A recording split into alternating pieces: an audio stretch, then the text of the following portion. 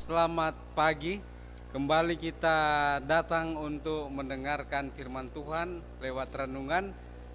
Sebelumnya mari kita tunduk kepala dan kita berdoa. Bapa di sorga, urapi hambamu dengan kuasa Roh Kudus-Mu supaya boleh menyampaikan kebenaran firman Tuhan untuk kemuliaan Tuhan, menguatkan iman kami sebagai umat-umat percaya di zaman akhir. Ampun dosa kami dalam nama Yesus Juru Selamat kami. Amin. Judulnya adalah standar yang tidak bisa berubah. Jadi di dalam Matius 6 ayat yang ke-10, doa Tuhan Yesus, dia menyebutkan, datanglah kerajaanmu, jadilah kehendakmu di bumi seperti di sorga. Saudaraku yang kasih, menurut Kamus Besar Bahasa Indonesia, standar adalah ukuran tertentu yang dipakai sebagai patokan.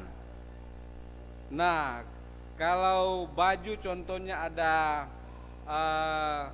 ukuran S, M, L, XL. Nah, saudara yang kekasih, pada saat kita membaca di dalam Matius 6 ayat yang ke-10, maka kita bisa berpikir bagaimana kehendak Tuhan bisa terjadi di bumi seperti di sorga.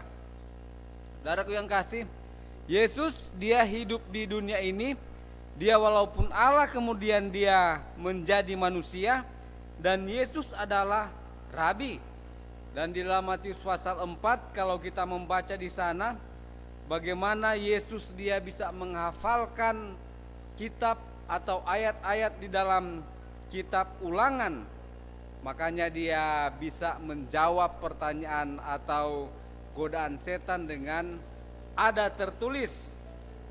Saudaraku yang kasih, bagaimana kita hidup, kita mengikuti standar daripada Tuhan. Jadi pada saat kita hidup sesuai dengan firman Tuhan, maka kita melakukan kehendak Tuhan. Malaikat-malaikat pun yang di sorga melakukan kehendak Tuhan. Jadi Tuhan hanya punya satu standar, dan standarnya adalah 10 hukum.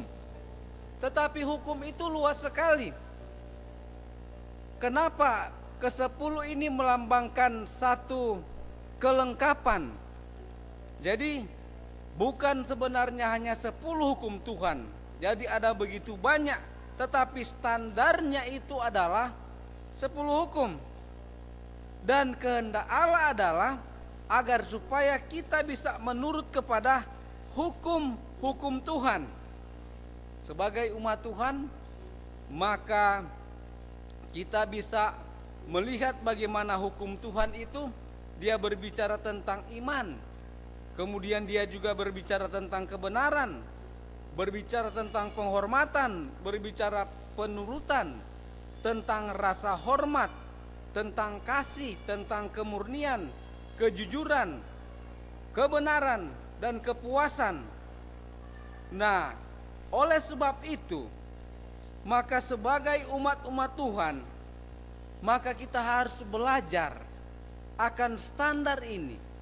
Kemudian dengan doa kita yang tekun kepada Tuhan, dengan meminta kuasa Roh Kudus Tuhan, maka kita bisa menuruti akan standar ini. Begitu banyak orang yang melanggar hukum Tuhan, apalagi pelanggaran terhadap hukum ke-7, yaitu jangan berzinah. Ada begitu banyak penyakit yang ditimbulkan karena pelanggaran hukum ini. Khusus hukum ke-7 ada penyakit AIDS dan lain-lain. Dan orang mengatakan bahwa ini karena virus HIV. Mereka tidak mau katakan bahwa itu adalah akibat daripada melanggar hukum Tuhan, berganti-ganti pasangan. Oleh sebab itu kita sebagai umat-umat Tuhan, setialah kepada pasangan kita. Di dalam buku pendidikan halaman 13 dikatakan Allah merancang manusia lebih tinggi dari yang tertinggi yang bisa dicapai oleh manusia. Dan bagaimana kita bisa mencapai standar itu? yaitu kita dengan rajin mempelajari firman Tuhan, dengan rajin berdoa, dengan meminta tuntunan Tuhan, maka kita bisa melakukannya. Standar Tuhan dia tidak berubah. Hukum Tuhan dia tidak berubah. Kalau dia bisa berubah, maka Yesus tidak perlu datang untuk mati. Tetapi karena hukum itu tidak berubah, maka Yesus dia datang untuk mati. Karena kasih karunia-Nya kita boleh mendapatkan keselamatan. Itu bukan hasil usaha kita, tetapi dengan kekuatan Roh Kudus. Roh Kudus yang akan bekerja di dalam kehidupan kita. Maka pada saat kita melakukan dosa, maka kita bisa memiliki pengakuan, kita bisa menyesal, kemudian kita bisa bertobat. Yesus mengambil alih dan setan tidak bisa menguasai kehidupan kita.